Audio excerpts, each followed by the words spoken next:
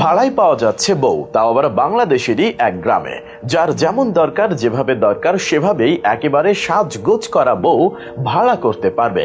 কখনো ঘন্টা ভিত্তিক, কখনো সারাদিনের জন্য চাইলেই ভাড়া করা যাবে বউ। প্রয়োজন মতো ব্যবহার করে ফেরতও দেওয়া যাবে ভাড়া করে আনা সে বউকে। এমন কথা শুনে নিশ্চয় হতভম্ব হয়ে যাচ্ছেন।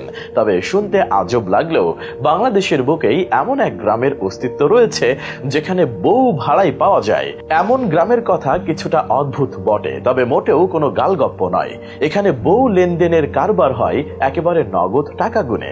কিন্তু কোথায় আছে আজব এই গ্রাম, সে কথা কি কেউ জানেন? বাংলাদেশের গাজীপুর জেলা শহর থেকে 7 কিলোমিটার দূরে অবস্থিত এই গ্রামের নাম ভাদন। এই গ্রামে গিয়ে যে কেউ বউ ভাড়া করতে পারবেন। ফর্সা, কালো, রোগা, স্বাস্থ্যবতী, লম্বা, খাটো, যার যেমন দরকার সব রকম বউ সরবরাহ করতে প্রস্তুত থাকে এই ভাদন গ্রাম। তবে শুধু বউই নয়, শিশু চান পাবেন, জামাই চান সেটাও পাবেন। প্রয়োজন মতো ঘন্টা ভিত্তিক কিংবা সারা দিনের জন্য বউ, শিশু বাচ্চা, নাপিত, কামার, গরু, ছাগল, হাঁস, মুরগি, ঝাড়ু, দাসহ সবকিছুই ভাড়ায় পাওয়া যায় এখানে।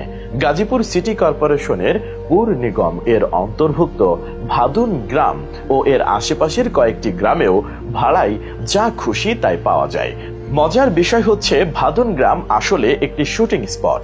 সিনেমা থেকে শুরু করে টেলিড্রামা, নাটক, টিভি সিরিয়ালের জন্য যাবতীয় উপকরণ যা যা দরকার সবই পাবেন এই ভাদুন গ্রামে। প্রতিদিনই কোনো না কোনো শুটিং থাকে ভাদুন গ্রামে। শুটিং এর জন্য ভাদুন গ্রামে রয়েছে হরেক দৃশ্য, যেমন মেঘলা আকাশ, চমকদার বাড়ি, ভিলা, বাগান, পুকুর সহ অজস্র শুটিং স্পট। তাই প্রয়োজন হলেই পরিচালকেরা বেশি না ঘুরে সরাসরি এই গ্রামে চলে আসেন। কারণ ভাদুন গ্রামে এলেই নিজেদের শুটিং এর প্রয়োজনে যা যা দরকার তার সবই মেলে। তবে ভাদুন গ্রামে এসে নিজেদের প্রয়োজন মেটাতে চাইলে নির্দিষ্ট ভাড়া গুনতে হয় পরিচালকদের। এখানে দিনের হিসেবে বা ঘন্টার হিসেবে ভাড়া হয়। গ্রামবাসী শুটিং স্পটের মালিক ও পরিচালকেরা জানিয়েছেন, শুটিং এর প্রয়োজনে ঘন্টা ভিত্তিক কিংবা সারাদিনের জন্য সবকিছুই ভাড়ায় পাওয়া যায় এখানে। জানা যায়, বহু বছর ধরে নিত্য প্রয়োজনীয় দ্রব্য বা আসবাবপত্র ভাড়া পাওয়ার রীতি চালু আছে এই ভাদুন গ্রামে। বিশেষ করে 90-এর দশক থেকেই ভাদুন গ্রামে শুরু হয়েছে নাটক, সিনেমার জন্য নিয়মিত শুটিং এর কাজ। প্রকৃতপক্ষে এই এলাকার মানুষ বিষয়টিকে পেশা হিসেবে বেছে নিয়েছেন। তাই রোজই গ্রামে থাকে ব্যস্ততা। গ্রামের বাসিন্দারাও সদা তৈরি থাকেন, কাজের ডাক আসতে পারে যে কোনো সময়।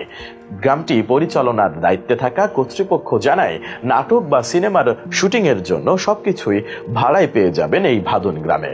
ভাদুন গ্রামটিকে বলা হয়ে থাকে বাংলাদেশের চলচ্চিত্র শিল্পীদের আবাসভূমি।